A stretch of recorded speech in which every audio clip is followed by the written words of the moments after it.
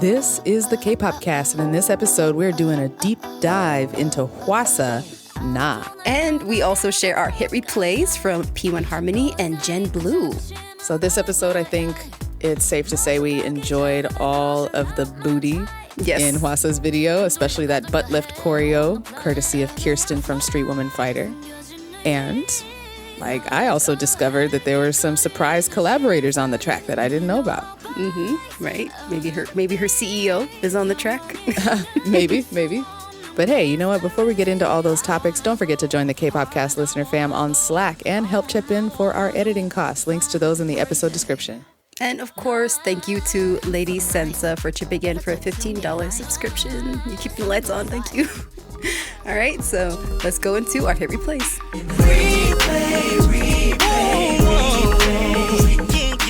I'm Stephanie. And I'm your PD Nim Michaela, and hit replays are our K-pop song recommendations for the week. So, Stephanie, kick us off with your hit replay, because to be honest, I was a little confused why this is our K-pop replay. Isn't this the Taiwanese group, right? Well, I can explain all that after we play the clip. I think once you hear the song, you'll know it's nothing other than K-pop. It's GENBLUE, Coco Co. Sweetie Coco Co, come into my go, whoa, whoa, whoa. Wavy Coco Co, shine like a loco. Making money, let's go Coco Co, come into my go, whoa, whoa, whoa. Wavy Coco Co, shine like a loco. Making money. So GENBLUE, to Michaela's point, they are a Taiwanese girl group, 6 members under 10 Entertainment, formed through survival show Next Girls that aired summer this year, a couple months ago, and they just debuted September 2nd with Coco Co. Why they might slip in to the K-pop label is they're singing in Korean. Yes. A combination of Korean and English. They clearly had their sights on debuting in Korea. They've performed on all the major Korean countdown shows. Yeah. So their company did the homework in terms of getting them a seat at the table. And they also have one Korean member in the group. Oh, okay. So it's kind of It is an interesting but not wholly unexpected approach. We have XG hanging out in K-pop world, right? We have so many K-pop groups that have Taiwanese members, Japanese members, and so I feel like this is a logical next step. Why not? Yeah, we've seen a lot of that. Again, XG, the Japanese pop group crossover into K-pop, but we haven't seen so many successful Taiwanese or Chinese artists come to Korea and do it so well, to be honest. This gave me so many likeness. It reminded me of almost early ITZY. Yes. If that makes sense, I right? was just going to say that. Yeah. It's clearly, it's an homage to, Gen 2 girl crush, definitely 2NE1 influenced, 4 Minute. Just look at the wild colors and the hip hop styling. Sound wise, I definitely picked up some ITZY influence as well. Early ITZY specifically, where they're just in your face hard. So, I really enjoyed it as a K-pop fan who's been around for many decades at this point. It's really fun to just see that sound and that concept come back around again, and to see Taiwanese folks killing it. So, guys, look out for GENBLUE in the K-pop scene. Hopefully, this isn't going to be their only K-pop release, because this was really good. Yeah. All right. What is your hit replay, Michaela? Yeah, so my best hit replay of the week is... You always be saying that. It's unnecessary. But this was actually in the running for our deep dive this week, so That's I can think about this as one of the bigger comebacks from this week. It's P1Harmony, and they have returned as superheroes dealing with existential crisis with their new title track, Sad Song.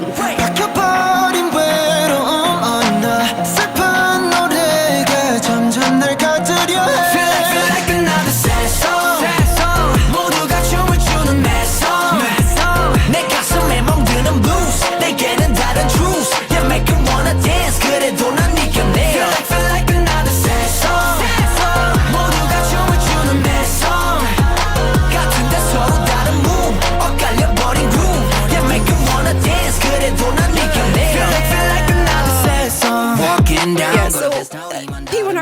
if you listen to the show, we've talked about them a lot. We've covered a lot of their comebacks. We did a whole concert review. Yeah, so I was there. If you really want to get into, them as a group, go check out those previous episodes that we've done.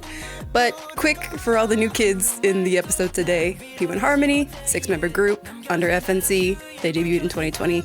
And now they're back with their 7th mini album, Sad Song, with the title track of the same name. And they had just come out with like their first full-length album at the beginning of the year, Killing It, and which for me was like a completely no-skip album. So I was so surprised when they came out with another no-skip album. Like, how did they find 6 more amazing songs that they didn't put in the last album? Like, it's crazy. They've literally been killing it this year for me. And so Sad Song, at least where I kind of like put it is it's a great experiment for them because it's their first time doing Latin pop. They've never really done that, especially in the title track. And they even mentioned in their interviews that they were kind of getting out of their comfort zone and really excited to try something new. It fits them so well, though. Yeah, and superhero concept. Like, I think as I've been getting more into P1Harmony, I've been learning a little bit about their lore.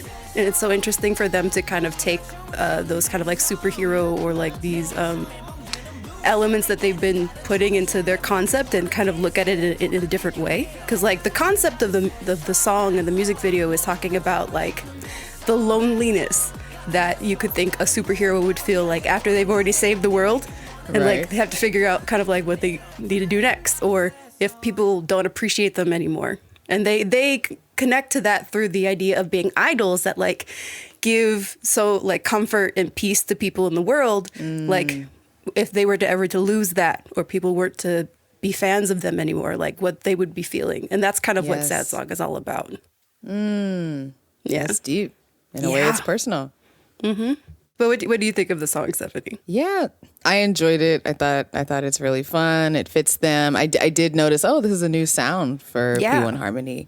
But not surprised that they went in this direction. And I really appreciate the humor, the silliness they bring to every concept. Yeah. Even if it's a kind of serious message, they're always joking around. They have such great chemistry as a group. Like I was hyped for this comeback at the beginning of the year because their teaser photos that they were releasing was them like posing sexily in front of a burning building with like fire all around them, and it was giving me the kind of like Halloween almost vibes that I got with like Intok is like messed up.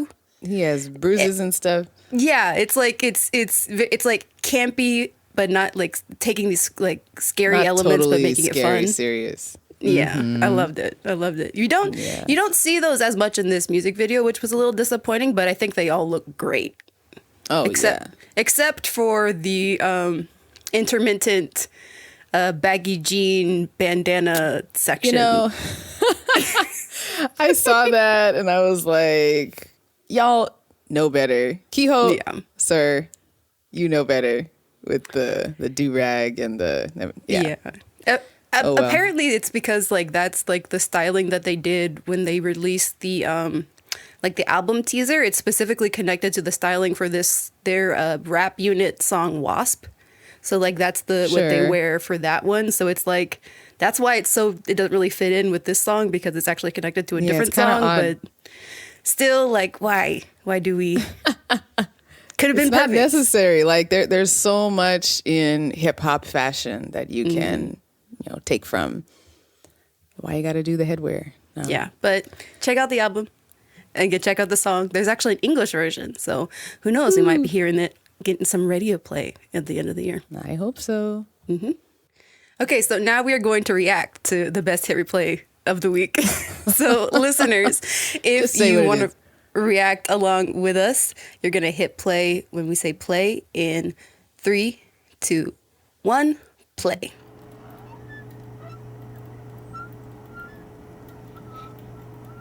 Is this like the hideout or something? Like like the superhero at the very layer? beginning I only noticed one of them, but then they started moving. He just like sprawled over the couch. Yeah. I like him in the tight t-shirt. Yes. The tight shirts, the tight sweaters. It just looks nice. Intact. Got beat up.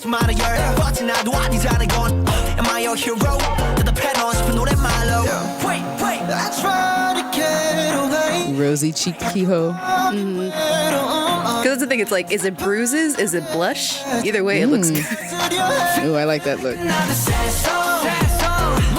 This room reminds me of Celeb 5 choreography. Like, it's very quirky.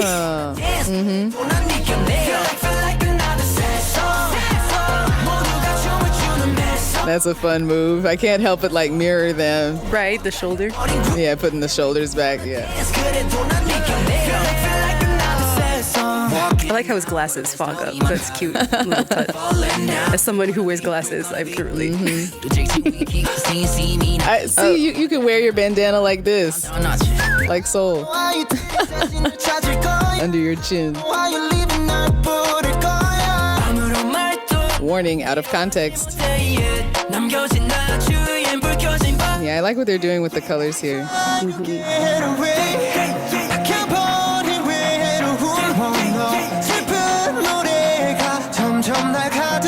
Is that Theo? The red hair. Yeah. Soul in this green sweater. I know. And the background, yeah, like the tight, all of these colors look so. It's like because it's like a hot summer comeback, but then they also have these like fall tones. It's kind of fall, yeah. It's in between.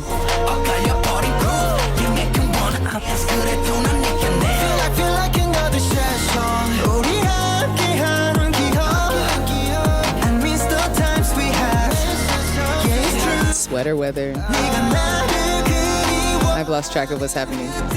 Right. I love the popsicle prop though. Although it's used practically as like a transition thing and not like them licking on it like you usually see. Yeah.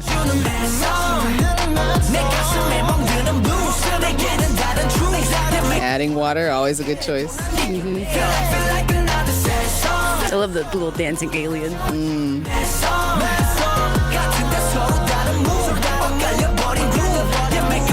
I'm reminded a little bit of MCND. Oh, yeah. Like, yeah, that vibe. So fun. Yeah. Yeah, but it's a high cardio song. Oh, teaser. Oh. Ooh. His ring made the water start? Is that his superpower? Maybe. I don't know. Hey, Peace, P1Harmony fans, Waterworks. tell us in the comments any other things that we missed about the music video or the concept or the lore. We want to know about it because like I am getting into P1Harmony a little bit more, and so I don't know anything. So I'm a baby Peace right now. So let us know in the comments of the YouTube video. Yes, share the collective wisdom. All right. Well, thanks for sharing that hit replay. It was super fun. Now for the main event. Yes, we are doing a deep dive into Hwasa's new comeback, Nah. And so why don't you kick us off with some info about this illustrious, legendary icon? Right? Because this is why we picked it, because she is like the one of the top solo female artists of her generation. And I feel like I've been saying that a lot, like especially when I like referred to Baekhyun and like, but when it comes to like her era, like of the third generation, she is like one of the artists that have really defined kind of people that came out around the same time that she did. But for the people that don't know, Hwasa, she is a South Korean singer. She is currently under P1Harmony. The other She's currently under P Nation. She debuted in 2014 as a member of Mamamoo. And she made her solo debut in 2019 with the digital hit single Twit. And then in 2021, she released her first EP, Maria. And now she is back with her second EP titled O, or Circle, with the title track Nah. And she, the brief kind of like definition of like this album is she just said that when she was like trying to figure out like what she would think of could represent her, she thought of a circle. and a circle that she said the circle represents her flexibility as an artist, and she hopes that she can put all the things about herself in the circle and that people enjoy the time in the circle that she's drawn for them. So, oh, how sweet. Yeah, so that's kind of the brief background of the song. So now let's get into the reaction. Let's do it. Guys, if you want to react along with us, join us in this reaction by hitting play. When we say play in 3, 2, 1, play. Okay, so she's in Paris. Oh, yes. Classy lady. So Going demure. Eating a bagel or a burger or something. Espresso to bagel burger. Ooh. That low cut silk number. Right. Showing off all the curves, but in a classy way. I've been seeing so many people trying to figure out what bra she's wearing because everything is like staying in place miraculously. That's true. She's got one of those. Yeah, either something stuck on. No, it has some support. Yeah. It's just like deep V cut. Oh, here we go. Okay, so here's where it starts sounding like Psy to me. Yes. Look at this. And choreo. We know for a fact he had his hands in this album. Oh, booty. Booty with the long nails and the long fingers. Just wow, iconic. Accentuates the lines even more with the claws. And here's where you say, hey, sexy lady. oh. Right. Oppa, I cannot unhear that. Ooh, look at that shot. She's such a big deal. Such presence. Just the way she holds her body at all times. I love her backup babe. dancers. Her dancers are also like equally glamorous too. Oh, totally, yeah.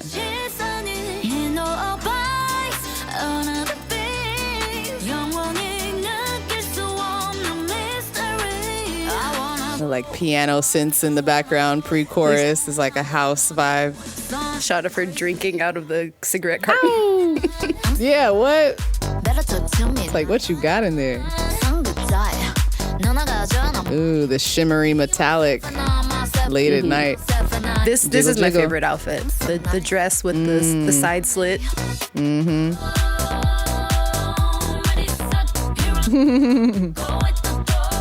That must be so fun to like kick your leg back.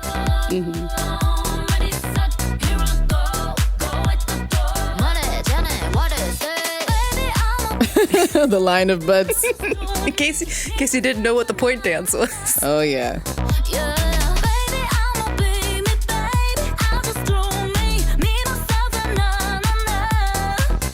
I like the wordplay there. Me, myself, and na na na sounds like me, myself, and I.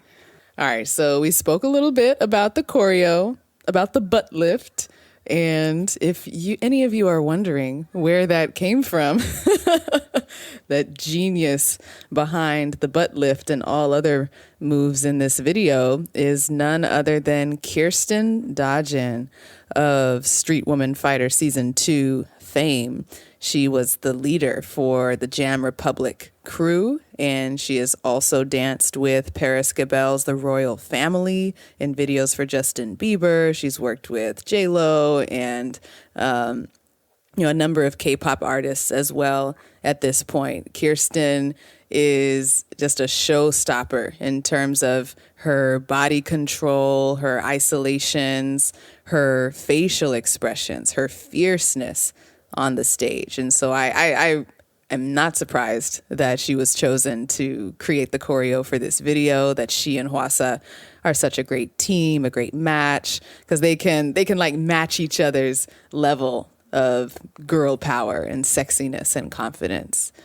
And that's really what Kirsten said in a recent interview in terms of what she was going for with the choreography. She said, I wanted to bring out that sexy confidence that Hwasa naturally has and show specifically the power that women have through the body, like showing the body shapes and movements that women can do, like to show a woman's power specifically. And so I'm looking at like not only the butt lift with the long nails, although that is definitely iconic, but just how throughout the video, Hwasa is taking on a number of confident power poses, looking directly at the camera, arms either outstretched, up, on the hips. You know, her spine is always long with a slight arch, you know, showing off the curves confidently. And I just laugh thinking about how the sexy, confident choreo sometimes breaks into really silly stuff too. And that's a part of it. That's what makes it so special. So Hwasa. And also so Psy. And so right. I was P-Nation. going to say that's the Psy coming out in the performance. Yeah. Like I don't really see someone like Hyolyn, you know, coming out with this style. Right. This is a Hwasa Psy special. You know, so it was a joy to watch. And I'm sure we're going to see dance covers come out because it's just accessible enough. Mm-hmm. Yeah.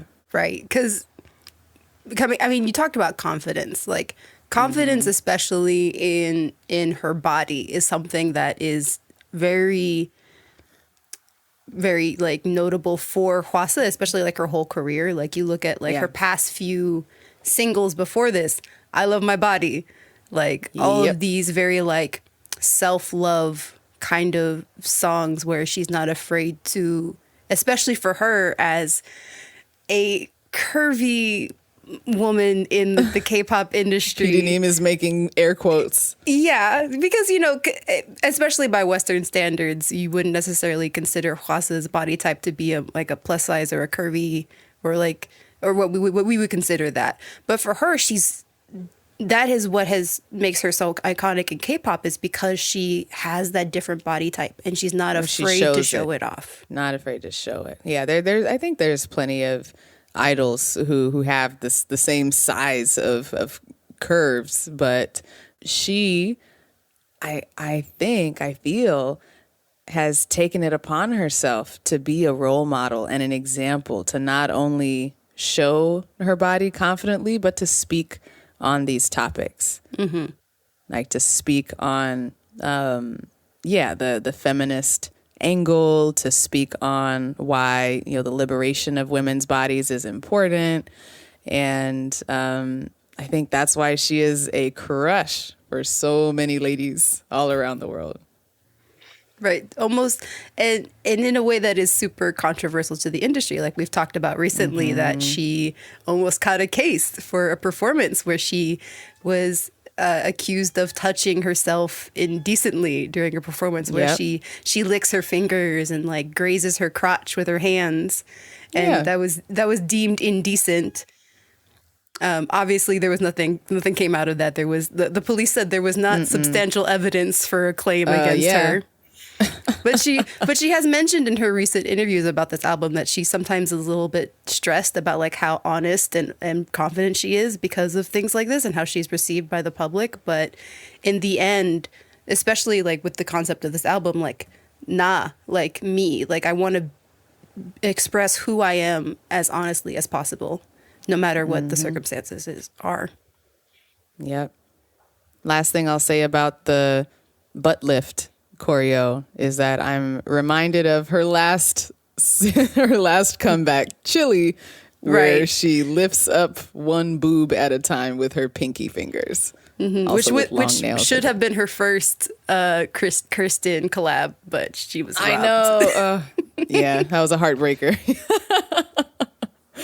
Yeah, we could go on and on about that show. If you want to see more of Kirsten, if you want to see more of Hwasa and the making of the choreo of her last comeback, Chili, then definitely check out Street Woman Fighter Season 2. We talk about it on the show. We have some episodes there if you want our recap as well. And so I'm pretty interested in what you have learned about the audio, the music. It was like such a fun song. Like I said, I cannot unhear the Psy influence. that it sounds very similar to me to both Gangnam Style and that and Daddy or whatever. Just that whole line of songs and remakes of Gangnam Style. You're not wrong. Like literally, as he is credited as a producer, he was the first person to bring this song "Na" to her. But and also like as a song that is more Psy than Hwasa has done before, she has like a whole rap section, which is something that she usually doesn't do in her solo work. She might do on a feature, but she's never really done in her solo work. So you also have artists like Penomeko and Damien on this track as producers who have helped kind of like coach her in her rapping style and trying to find her voice for this song, which to me, even though is my favorite part of the song is like hearing Hwasa trying these new things, even though it is, you know, essentially just that dance house track, you know, something, a genre that again, we would also associate with Psy. It's kind of new for her. Like if you think about her last album, Maria, which came out like back in 2020, it was more ballads, more hip hop based songs, not necessarily something so R&B. Upbeat and happy. True. This song is much more happy than what she's put out before. That's true. In a way, yeah, it gives her a kind of break from being the serious, sultry, but she's still sexy. She's just having fun with it now. Yeah. And then as far as like the visuals of the music video, we talked about this in our pre-call on our Instagram live, that at least from what I had been seeing on socials, like this is almost her kind of like she goes to Europe to find herself kind of concept, like almost like an Emily in Paris kind of thing, which again ties back into this album being something about like her trying to express like her true self.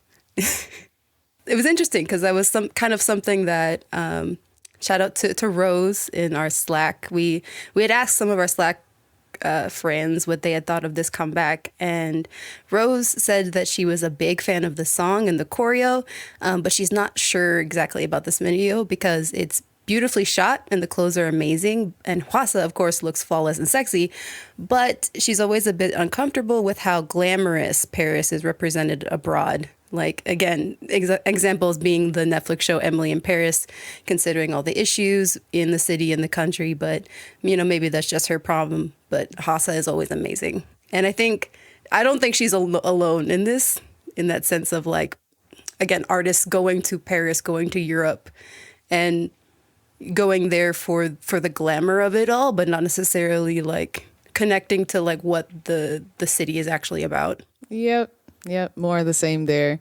I see Virginia's comment here from the Slack. She says, this MV is so aesthetically pleasing. The fashion, her body, that butt move. The song is not for me, but Hwasa is always for me. I think Virginia represents a lot of us here. And then, Dina, I think, is on the same page with us saying the video, choreo, fashion are definitely Hwasa. The song is definitely Psy. Exactly. And then, finally, we had some insightful comments from Joe in our Slack. Happy belated birthday. Joe said, this is going to go off in Itaewon and gay club K-pop nights around the globe. This and Crazy, which just came out, are among the most diverse K-pop videos we've seen this year and possibly this generation. Yeah, we didn't really comment on how diverse the dancers are. Folks of a lot of different racial backgrounds represented, and Black people up at the front. We love to see that. And then Joe says, Paris is always a good idea. The video kind of reminds me of those staged CCTV stylish French people in the metro videos that went viral on TikTok and IG a few years ago. And Joe added an example in the Slack that is so on point. Thank you. It's very similar to a lot of the shorts promo that she's been doing with this song. Of like, there's a lot of her dancing in subway cars, looking Seen very glamorous. Yeah, but going back to his point, I think it's real.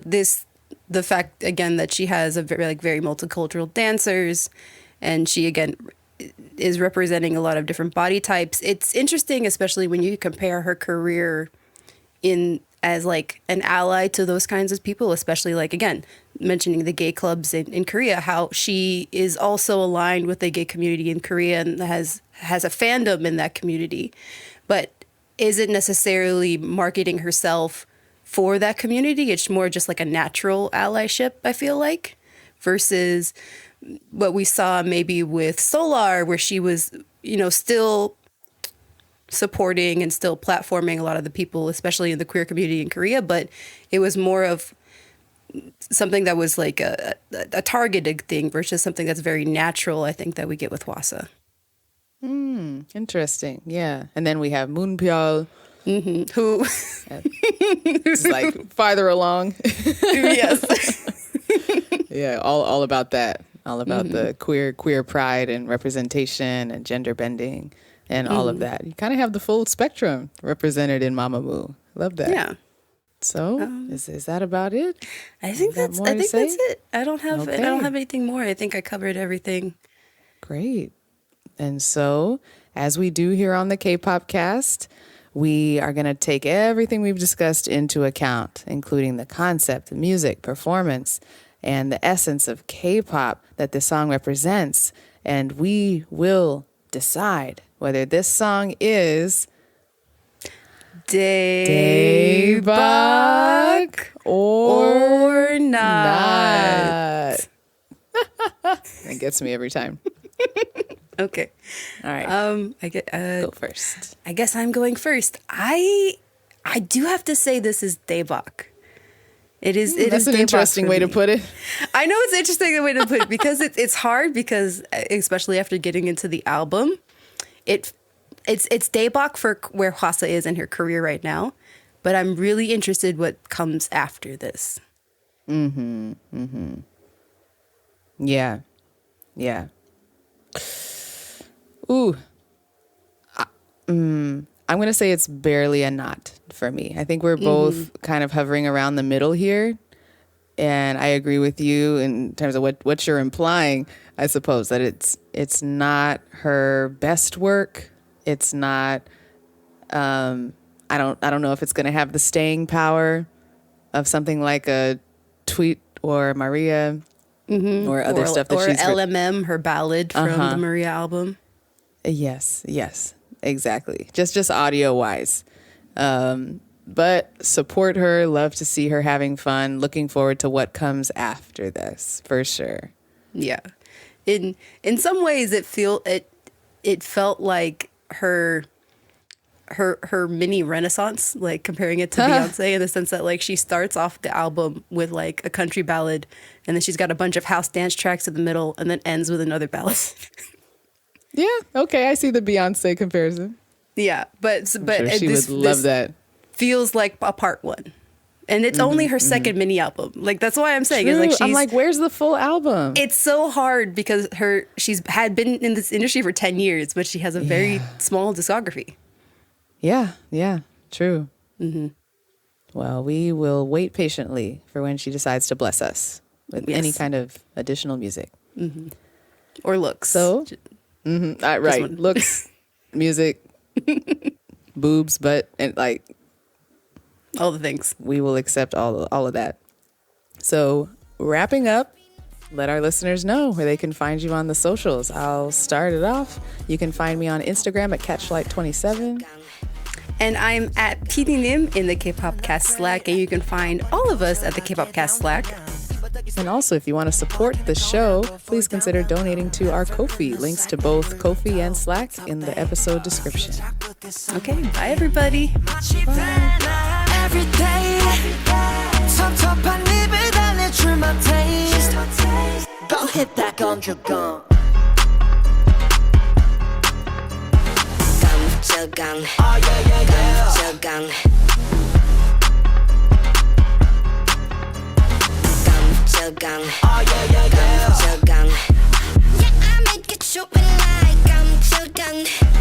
All the time has been no time to uncheck. 너 되게 소문이 wonderful. 더 깊어져 더 깊어 더